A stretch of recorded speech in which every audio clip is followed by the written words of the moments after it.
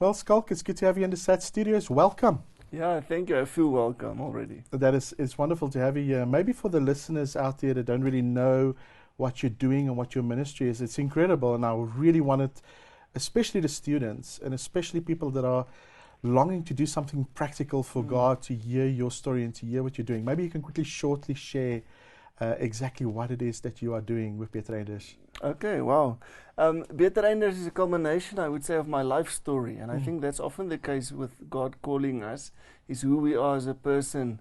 It's not separated from the work that we do. Amen. So I'm an Afrikaans kid that grew up in KZN. And in my 20s, I lived and worked in Mozambique in an African village. I was the only white guy there, and I had to learn to speak Portuguese. And so after studying theology, my experience was very practical, just living it, off very little money, eating a lot of pop. And so I did my 20s in Mozambique, and I came back, and with Rolf Meyer, in my 30s, I spent about 10 years in South African townships, working for a foundation for a safe South Africa, taking all the naughty guys and trying to turn them into role models. So with my Afrikaans background, living in a Mozambican village for 10 years and then in townships, that formed me, and it kind of made me a different person.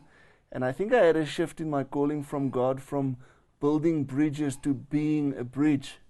And they say when you are a bridge, people walk over you from both sides. Yeah, for sure. And that's my calling, is on both sides of the racial divide, especially in South Africa. I'm got one foot there and one foot here. And God actually called me back to a very conservative Dutch Reformed church where I grew up in. But I left it for 20 years, and as a passionate youngster. And then God said, go back, and that's your new mission field. So with Betereinders, we've got a non-profit organization that tries to put the gospel message into new language, everyday, simple language. So it doesn't sound churchy, but the mandate and the calling is very much all about reconciliation from a godly perspective. Yeah, and you guys have done incredible work to reconcile two vicarious communities and to bring them together, which was just wonderful to see. Let me ask you, in your own community, what is the most pressing issue you would say that you recognized in your community?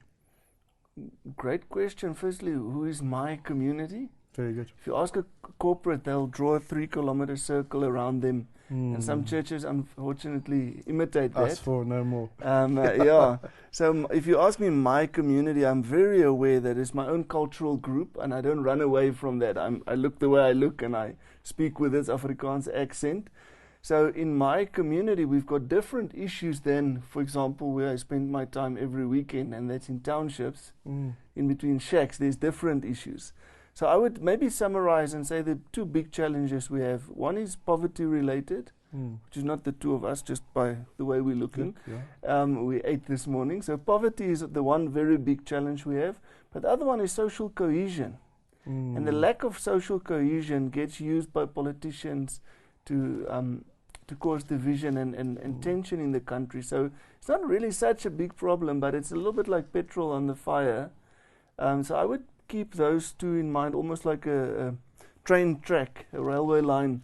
One challenge remains poverty related, and everything from the education, hunger, etc., etc. But the other one is about the relationships we have in this country. And in some ways it's going forward, in many ways it's going backwards. My own tribe pulling into a lager more than going out. So the Great Commission of going out, Acts 1:8, and be my witness in like in my case, Randburg, Joburg, Gauteng, South Africa. We're moving in large groups in the opposite direction. Yeah, you're right. Into estates. And if you can't have money to live in an estate, mentally we kind of hiding, I suppose. So the social cohesion, maybe fear, is the underlying emotion for what we see as frustration. I'm tempted to use the word gatvol, but I don't know if I'm allowed to. But if you speak to normal people on the street, there's a lot of frustration and issues. And some of that, I think, is more down to fear and uncertainty. Yeah, you're right. Yeah. how do you form a coalition with somebody outside of, like you said, your own closed context, so that you can break this narrative of what you're working towards? As a leader, language is so important, and the theologians know a little bit about it because they're obsessed with studying the old languages of Hebrew and Greek and studying the old contexts. But then we don't do the same effort to study our own languages, Yeah, you're right. English and Afrikaans. So, for example, when I work with Afrikaners, I used to use words like reconciliation and restitution, and they get furious. Sure. So I just changed to staan saam en werk saam. Then they're like, yeah, let's do it. So using appropriate language, because language is symbolic. So you can use another word from our times, something like the word of woke. Are you woke? Some people use it in a good way, others are infuriated by it. So as leaders trying to build alliances, we have to be very streetwise in terms of the baggage and the significance that the words carry. We wordsmiths. And your language actually causes chaos or builds peace and integration. And the best language is actually silence. Yeah, you're right. I got taught we have to be the hands and feet of Jesus, but we also have to be the bum and ears. So when I go to a township, for example, I just sit on my dinges and I observe and I listen and I ask simple questions, and that slow pace builds trust and relational credit.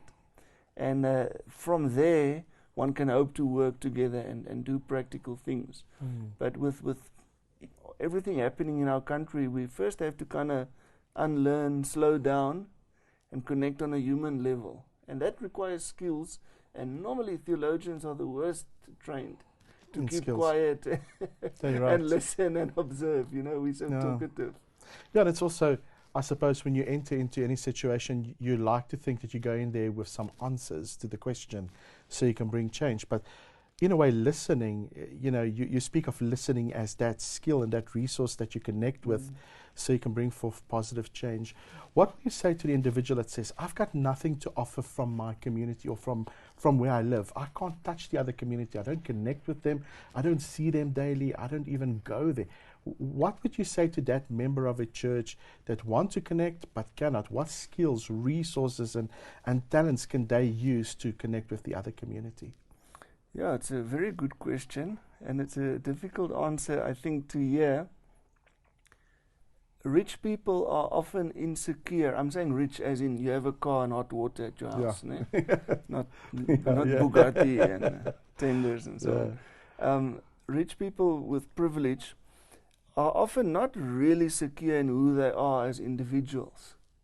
So that's where I think our biblical tradition and godly worldview matches very well with something like Ubuntu, where just for the two of us to look at each other, you are human, I'm human, I've never met you, but you're my brother, I'm your brother, and we can add to each other's lives just for being in the same room, even if none of us exchange any gift or skill.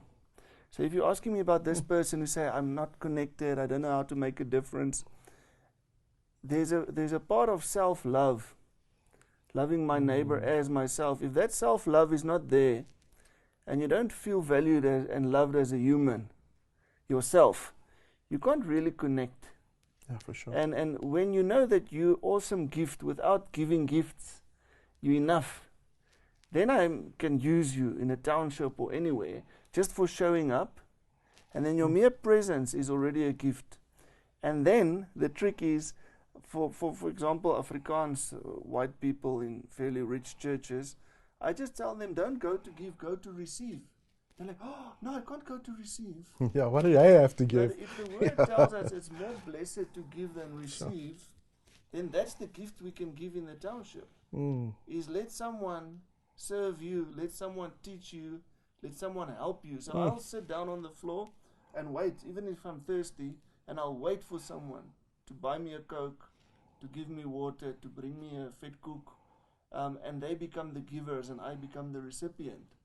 And that vulnerability changes all the power dynamics, and it's like a fertile soil to take things further. So that's to summarize, I'd say go to learn, go to receive, and know where you lack as a human and what you want to learn. Patience, courage. There's so many things. Even saving money you can learn from township people. Yeah, for sure. No, I agree with you there. Yeah. How do you connect with leaders and decision makers in communities so that you can bring forth and assist them in the change they need? How do you connect with them? Unashamedly, I would say in poor areas, the wrong people come forward first. So the discernment, some people speak about finding the man of peace. Yeah. Normally the man of peace is not the man of peace. It's just a confident person that speaks well, and they come forward quickly. So when you ask me about the leaders, I spend a lot of time being very careful to take things slow and get through the first layer of noise. And often the leader won't be the one who approaches you. To be someone in the background, diligently serving their own people. And you must find that real community leader and then start the relationship there. So, for example, I use sport to do development. And the sport structures, SAFA, local football association, the local politicians, they're normally the worst leaders to work with. And often, I just simply bypass them, not going over them, but going under them. Straight to actual community members. And that's the whole idea of asset-based community development is who's doing the magic already, who's the local heroes in terms of their deeds and integrity. So I don't even use the word leader, to be fair. I'll go and see who's the committed champion that's doing magic without resources. And then I join the one without resources. And in a long journey, we'll strengthen them. And it's a different approach than all the leaders finding each other and talking and making noise and this and that. So a very organic approach from what you think's grassroots. There's probably lower grassroots than that, and organic from there. Starting small, doing bigger, growing into the project. Not coming with a proposal and a budget. Those things are normally fake. In a Western mindset, we measure success by results. Everything's results driven. Return on investment. And it's not bad, but how do you measure your success in a community, especially when you exert your effort? How do you know it's worth your while? There's a few things. The most radical one I'll say is the one reaching out. Let's say it's you and me, we go to a township. We do a project for a year or two. To flip it around and say, what changed in us? Let's measure that. Where's the monitoring and evaluation framework for us? And if we didn't change as disciples, we're playing games with other people. Yeah, you're right. So to flip it around and say, who do we want to measure? What do we want to measure? Did it have a positive impact on my congregation? Are we more generous? Did it change us as the givers? So that's the one that's normally a blind spot that reveals a little bit of superiority. And then also how I like to evaluate is when we do a project, let's say it focuses on soccer, health, and preschool. My indication of success is normally what do people do outside of the scope? Let's say with those projects, they got enough confidence and skills and ambition and creativity to start care for the elderly. That would be for me a success indicator. Once they move beyond my scope, because my scope might have a budget, so we have to do this. Yeah, for sure. But when especially poor people go beyond that by themselves, those are the surprises that's worth a lot, even in a type of a qualitative, evaluative approach, where you have to capture those stories and dig deeper, like why didn't they do that earlier, but now they've got the confidence to do that. So I try and see when they don't play by the rules anymore. They're really free in a bigger way than what I anticipated. So the project becomes like an excuse just to activate people. Yeah, and I suppose in a way you see people take responsibility for whatever they feel is what they can contribute outside of themselves, and that bears fruit. And in doing and seeing that obviously motivates what you're doing. That's where you want to get them. And that's the surprise of God's kingdom. I have, in my personal journey, I've also made a switch from God sending me to do stuff, to God calling me. Mm. Because there where I'm planning to go, God is there. Yeah, you're right. When I went to Mozambique, He didn't send me. He called me because He was there. Yeah, for When sure. He sent me to the NG Kerk, I thought, now He's really sending me far. But when I arrived there, He He's was there. there. So I think Mm. that's a big thing, is God calls us, and we're surprised by His kingdom work, because He's in charge of His kingdom. He's the Yeah, king. for sure. And in a big way, our journey is not one of project management, but one of discovery, and being surprised by the work of the Spirit in unlikely places. Yeah, you're right. Yeah. You're right. We sometimes have this romanticized idea of outreach. And I know in a lot of church settings, we like to go out, we do our bit, and then we come back. But for people that remain there, people that live there, how do they deal with the obstacles? How do they deal with the disappointments? How do they deal with, I've tried something, but it didn't work? How would you deal with something like that? And what do you tell yourself when you get back to the boardroom of your heart? The big journey is one of humility. Mm. The people who's the most bitter in life are the ones that tried to do a little bit of good, got burnt, Mm. and then they're like, never again. Yeah, I've learned my never lesson. again. Yeah, for No, sure. I didn't get any thank you. Yeah. People stole the money, they wasted the money, they blah, blah, blah, blah. So, but all of those reveal in our hearts that our action was one out of control, and not a true humility of even gratitude. When you're surprised and overwhelmed by grace for our own issues. Yeah, you're right. When we reach out, it's a massive privilege to be able to reach out and serve and sacrifice and give, like almost picking up our cross type of thing. But we lay down our life from gratitude and serving without expecting anything back. I said at the start, when you're a bridge, people walk over you. Yeah, you're right. That should be your expectation. If you're going to serve, it's Easter soon, Christ on the cross, us laying down our preferences, our ideas. So I get demotivated, discouraged, wanting to give up, not even weekly, but daily. Literally, every day I want to give up, depending on what I look at. And a massive part of my journey, the boardroom of my heart, I like that. Maybe it's more like a chapel or something than a boardroom. But I think in there, it has to be small Schalk and a very big loving God. And then there won't be resentment in my heart. And it's a little bit like, let's say we have to play rugby against the All Blacks there in Auckland. You know you're going to get beaten, you're losing, but you keep on tackling. And I think my natural ego had to learn that. Jesus says the poor will always be with us. Yeah. So I'm playing a game I can't win. And that requires a lot of character and humility to say, I'm going to keep on tackling these big oaks, although there's only 5 minutes and we're 40 points down. But then I show my character and I just keep at it, keep at it, keep at it. It's not about Schalk, it's not about my feelings. So it's my commitment. And when people, in Afrikaans we say, hulle wip hulle, they get like upset. Then you know you weren't probably ready to reach out yet. You were being the boss and the boss and not the servant. Yeah, you're right. Yeah.